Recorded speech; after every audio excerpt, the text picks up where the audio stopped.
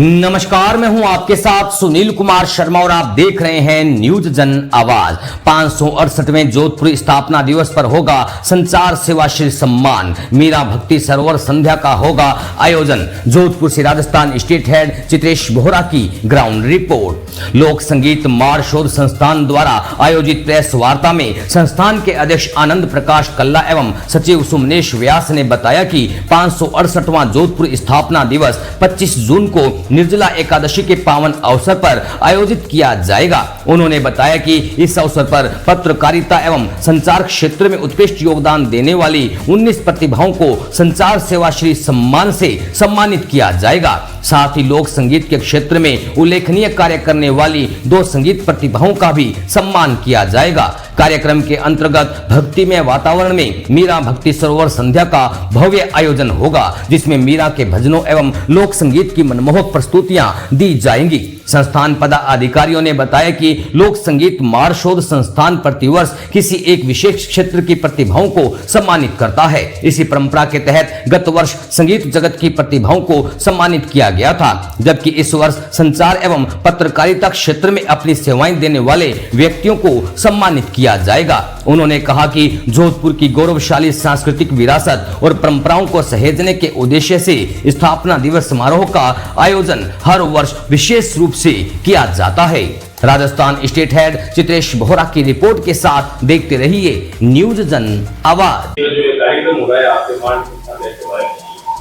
नमस्कार, जय मां चामुंडा। लोक संगीत मार्क्सवाद संस्थान पिछले 43 वर्षों से लगातार जोधपुर स्थापना दिवस मनाता चला आ रहा है, और वो भी तिथि अनुसार। निर्जला 11 को तिथियों से यह जोधपुर स्थापना दिवस मनाया जाता है, और इस बार 25 जून को यह स्थापना दिवस मनाया जाएगा और 44वें वर्ष में हम प्रवेश कर रहे हैं। हमारी खासतौर से ये बात रहती है कि अलग अलग क्षेत्र की जो प्रतिभाएं हैं, और विशेष तौर से हर बार एक क्षेत्र की प्रतिभा जो होती है उनके सम्मान की बात की जाती है, जो जोधपुर का नाम लगातार करते चले आए हैं। और इस क्षेत्र के अंदर अगर हम बात करते हैं तो पिछले कई वर्षों से जोधपुर का नाम करने वाले, सोने का काम करने वाले व्यक्ति भी देखे जाते हैं, तो सोनारों का भी सम्मान हुआ। मिठाइयाँ बनाने की बात आती है तो जोधपुर की मिठाइयाँ प्रसिद्ध है। इसी तरीके से जोधपुर की जूतियाँ, पाक पगड़ी, पत्थर का काम, हर वो क्षेत्र जिसके अंदर जोधपुर ने अपना नाम किया है। चाहे आपके बात करते हैं ऐसे व्यक्ति बोलने वाले जो बड़े बड़े अनाउंसर के रूप में होते हैं, तो उनके सम्मान की बात हुई थी, तो वो भी अलग अलग थी। जोधपुर की वे शख्सियत जो राम मंदिर के निर्माण के अंदर अपना योगदान दिया था, तो उन बातों को लेकर के हमने राम भक्तों के सम्मान की बात भी रखी थी। कभी जहाँ आपके जोधपुर की बात आती है तो दींगा गौर उत्सव के अंदर तीजड़ियों की बात आती है, तो तीजड़ियों का जो सम्मान था, रक्तदाताओं का सम्मान था, तो इस तरह के सम्मान होते रहे हैं। लेकिन पिछली बार जब संस्थान के जो संस्थापक अध्यक्ष गुरु गोविंद जी कल्ला का स्वर्गवास हो गया, और वे संगीत क्षेत्र की एक बड़ी शख्सियत थे, लेकिन उन्होंने कभी संगीत के क्षेत्र की प्रतिभाओं के सम्मान की बात नहीं कही, और इसी कारण से हमने पिछली बार जोधपुर की 21 ऐसी शख्सियत जो आपके संगीत के क्षेत्र में अपना नाम करती है उनका सम्मान किया था। और इसी तरीके से लगातार वर्ष पर्यंत कार्य चलते रहते हैं।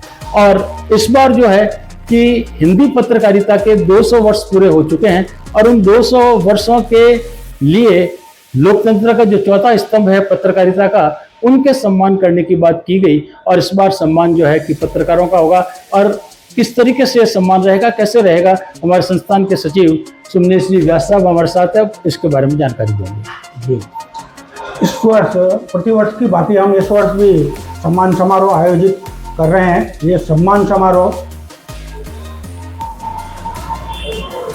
प्रतिवर्ष की भांति इस वर्ष भी हम ये सम्मान समारोह आयोजित कर रहे हैं।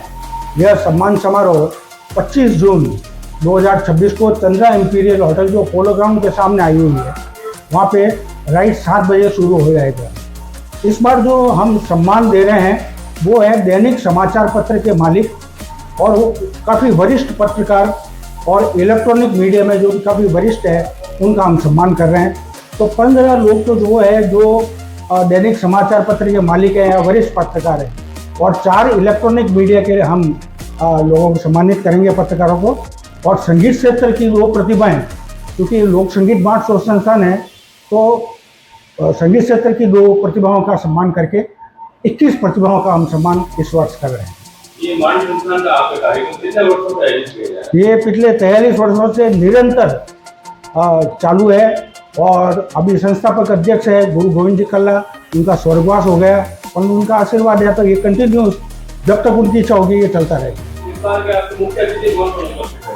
इस बार आकांक्षा पालावत जो है हमारे PRO है, कुलपति है पवन कुमार जी शर्मा है, अतुल जी बंसाली है, देवेंद्र जी जोशी है और कुछ हमारे विशिष्ट अतिथि है, उनसे आप मिलेंगे।